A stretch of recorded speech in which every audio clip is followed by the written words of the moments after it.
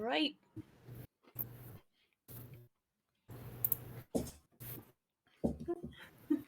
Hello, everyone. Oh, there we are.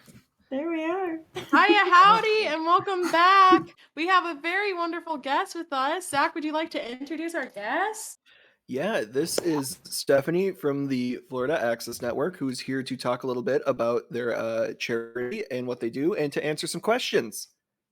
Feel free to take it away. Hello, whoever is here. My name is Stephanie, pronouns she, her, ella. I'm the executive director of Florida Access Network, and we are an reproductive justice organization based in Florida. We're the only statewide abortion funding organization. Our mission and our purpose is to make sure that people can pay for their abortions and help them find a way to get there, and obviously advocate for the ending of anti-abortion restrictions and any restrictions on our bodily autonomy. Let's see. And I'm here to answer any questions that y'all have about abortion access, about abortion funds.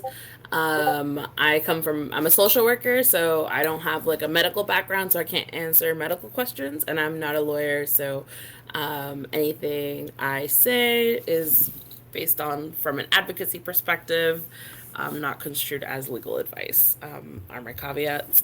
And yeah, tell me where I need to look for questions. There's a chat that says questions, and we're typing some in right now. First simple question, how does an abortion fund work? Yes. So, Florida Access Network is part of the National Network of Abortion Funds, which was founded in 1996 as a way for abortion funding organizations to connect and share strategies. So we are part of a greater network that connects to fund abortion care, and we all do it differently. Typically we have there's different programming. Sometimes abortion funds do more than just paying for people's abortion care. They also cover logistical support and help, which means helping pay for people to actually make it to their appointments. But typically we have a monthly budget that we set aside for funding abortion care. People reach out to us through our website. They complete a get help form, and we reach out to them in order of appointment urgency to make sure that they can receive funding before their appointment. We make a pledge based on their level of need. That is determined just by how far along somebody is in their pregnancy. And that payment goes straight to the clinic. And if they need support paying for gas or travel or any of that, then we work on getting folks reimbursed. And that's how it works. The next question is, how much does an abortion cost on average in the U.S.? Great question. So that really just ranges. They say there's like an average out there that's $600. But I will say that is with, I would say that would be for an abortion early in pregnancy. The further someone is along in their pregnancy, the more expensive having an abortion is. And also, it's important to add that with abortion restrictions in place, abortion restrictions look like a mandatory 24-hour waiting period before being able to have your abortion, or a 15-week gestational limit, which means you can't get an abortion after 15 weeks. All those things impact your ability to get an abortion and its cost, because if you're after 15 weeks and you got to travel, that $600 can easily turn into $1,600 with added travel cost. In Florida right now, we have a mandatory waiting period, so that means somebody has to wait 24 hours. So they have to have 2 appointments. So that's 2 times that they have to pay for gas, 2 times that they have to pay for childcare if they need that, 2 days that they have to take off from work, all those things. So allegedly, the national average is $600, but it is just so much more than just that $600. The question we have is, how has the recent Supreme Court ruling affected your nonprofit? Oh my gosh. So everything is on fire, right? It's already been on fire. But when you, as in the Supreme Court, decides to to overturn 50 years of law, of course it upends this for everybody else. So for everybody else, they're like, holy shit, this is happening. Oh my God, I can't believe this is real.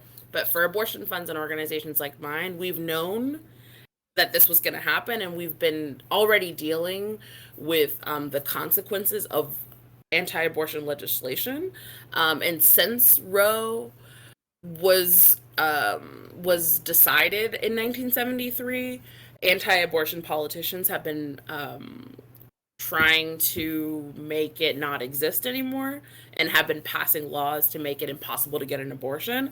And it's important to remember that just because abortion is legal, it doesn't mean that it's accessible. That's why these laws are so effective in making sure that people can't get abortion care, because they make it impossible for people to they make the conditions impossible for people to get there. So we've gotten FAN has gotten a ton of support from people. We've gotten like 500 volunteer applications, and we've fundraised at this point now like almost $300,000 since the SCOTUS leak in May, which is amazing. The SCOTUS leak, then the 15-week ban that was passed, and all that money is going to go towards abortion care and paying for people's travel and stuff. So we're so grateful for the support despite all the bullshit happening. Does your nonprofit only provide access to abortions? Right now we're working on like diversifying our programming, right? Because as an abortion funding organization, that's kind of like what you do. However, we also talk a lot about reproductive justice, right? Which is the right to create and sustain your family in a safe and sustainable community. So that also means advocating and participating in other spaces that intersect with abortion justice, which is queer justice and trans rights and labor reform and all of the things that impact our ability to lead and create safe and sustainable lives and create families. So it's part of like the long term. But right now we pay for abortions, we help people get to their appointments, and we participate in like an advocacy for other things, but that's our main deal. How can people in Florida help if they aren't able to donate? There are at least two ways. You can sign up to volunteer, and there's many different ways that you can volunteer.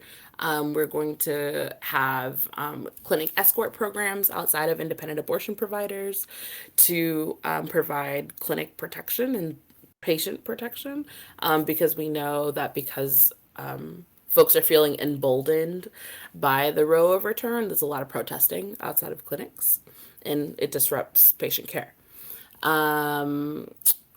We also need folks to drive. If folks have a vehicle, if folks want to support people who need abortion care in that way, giving somebody a ride to their appointment or back home is really essential.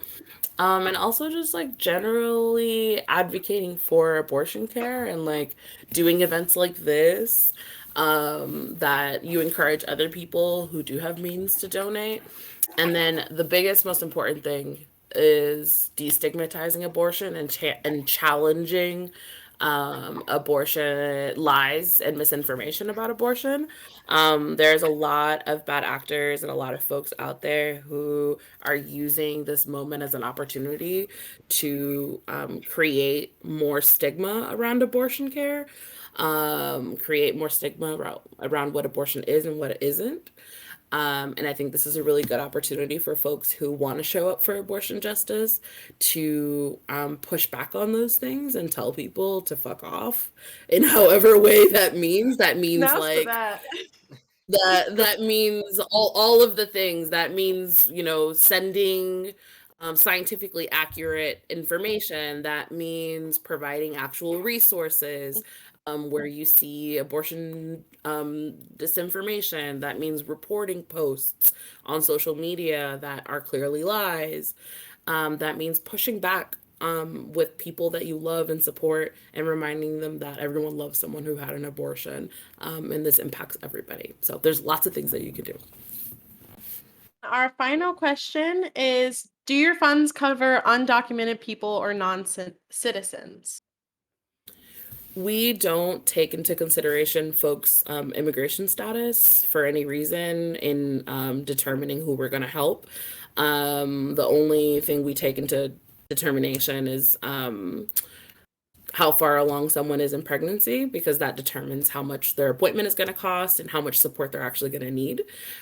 We collect demographic data because we want to understand who we're supporting, but we never require anybody to, for example, even tell us their citizenship status or an ID or anything like that. But we do inform folks that folks being seen at the clinic have to show some sort of legal documentation that says your age, because of the restrictions in place that say you can't get an abortion under 18 years old. So that is definitely important to remember. However, that does not impact your ability to get support at all. So I'm glad somebody asked that question. It's really important. Thank you so much. Does anybody who's in the chat want to say anything before we switcheroony? If I can just go real quick. First off, thank you so much, Stephanie, for being here. And I personally love just researching the Florida Access Network and learning about your story and your co-director and all of the people involved. It's really inspiring to know and read about what you've done and how you like testified in front of Congress and all of the amazing things you're doing for queer Latinas everywhere. So I just want to say thank you so much for taking the time and just being in our space and spreading this information. So thank you so much.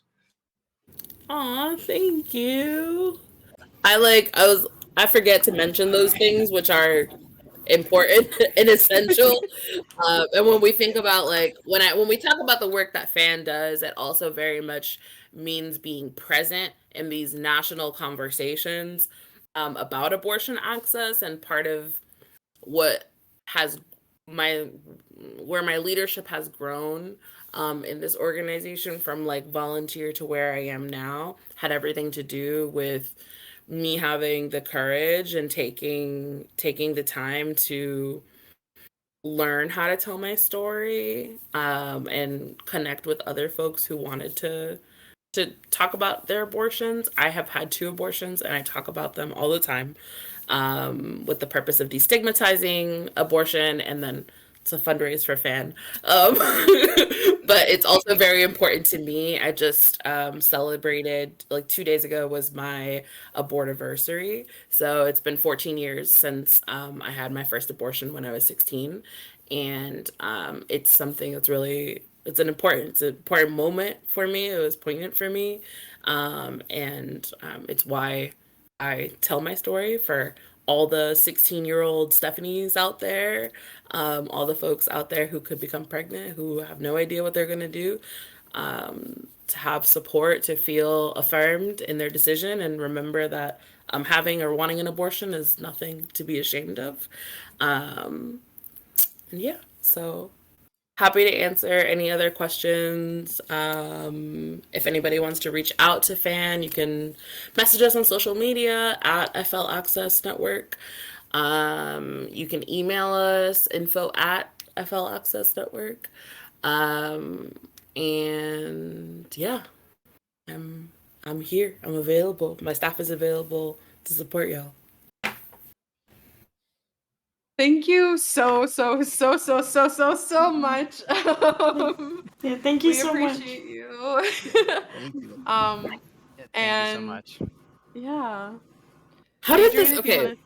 Oh, Yeah, go I ahead. don't see Go any ahead. other questions, but I have Yeah. questions. Yes. So I want answers. Yeah. How did this come up? How did this come up, and how has it? Two separate questions. Sorry. So first, how has this been? I'm at the tail end of hopping on, Mm-hmm. but it's been a 24-hour stream. So how has the 24-hour stream been? Wild. Chaotic. Yeah. A little long. What does that mean? Wild in what way? Is it like wild in a Friday night kind of way, where y'all like partying in here, or what was that? Definitely not a typical Friday night. Yeah. I mean, it's a typical Friday night for most of us. Let's not Yeah, pretend yeah, here. okay, This fair is enough, what fair Maybe talking about something different. but personally, we talked about what our goals were, and we set goals for the stream, and we were like, maybe we hope to raise $600, I think is what CTN sat together, and we were like, we want to raise at least $600. And in the first half of our stream, we hit that like really quickly. Y'all, that's an abortion right there. Bravo.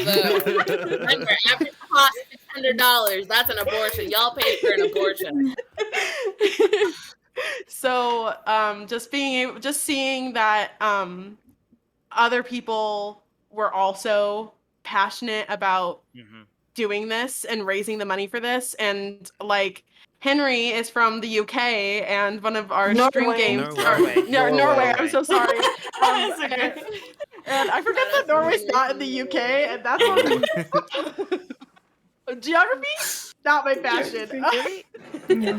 But that was why I asked the question about how much an abortion costs, because here as well, like, you don't really pay anything because we have free healthcare. But also, seeing what's happening in the US is obviously I'm feeling scared for the people that I know in the US and for the people there. It's also scary to see how it is affecting the government in other countries and what conversations that have started here as well.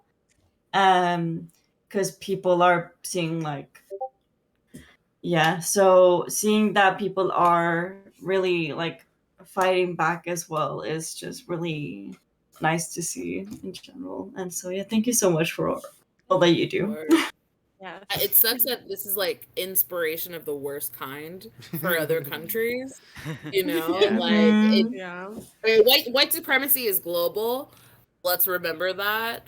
And a lot of these like right wing anti-abortion politicians, this all is rooted in white supremacy and denying folks bodily autonomy, and that's a global issue that occurs in many different ways.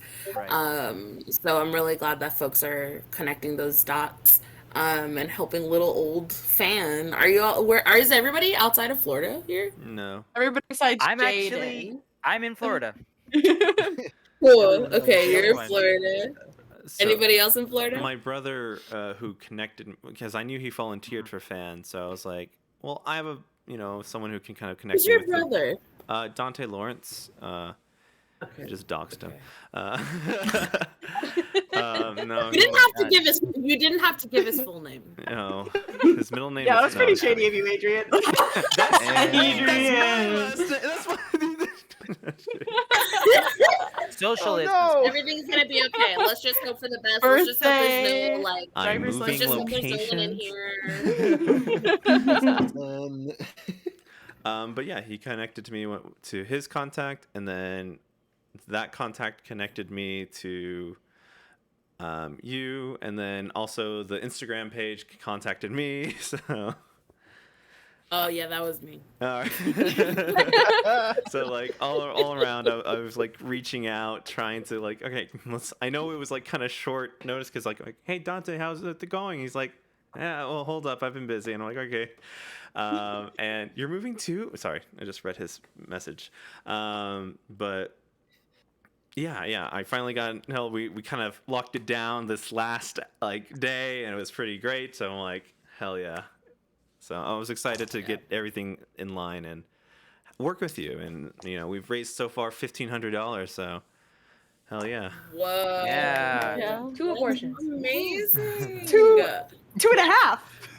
Let's do half, or that's like 2 people with like they need to get gas and they need some childcare and they need some Right. food. We give people food when they're going home after their appointments sometimes. So like, y'all, I really super appreciate this. This is really meaningful, and like every penny counts in like supporting folks who need abortion care. And like I feel it feels weird to say the every penny counts thing because you hear that so much, but really as the person who has had abortions and is like leading this organization, it's my duty to make sure that what we fundraise as much as possible goes towards people who really need it in a very tangible way, and supporting abortion funds, not just Florida Access Network in Florida, but for those of you who live outside of Florida, there are organizations similar to FAN in your communities that are working to do some of the same things. It's really important to support them too. You can find them at abortionfunds.org. Yeah, but thank y'all. This is so cool. No, thank you. Appreciate Thank it. you so Thank much. you. Anytime. Absolutely. All right. Hey, we're going to cut to the transition host page, and then we'll be right back. Awesome.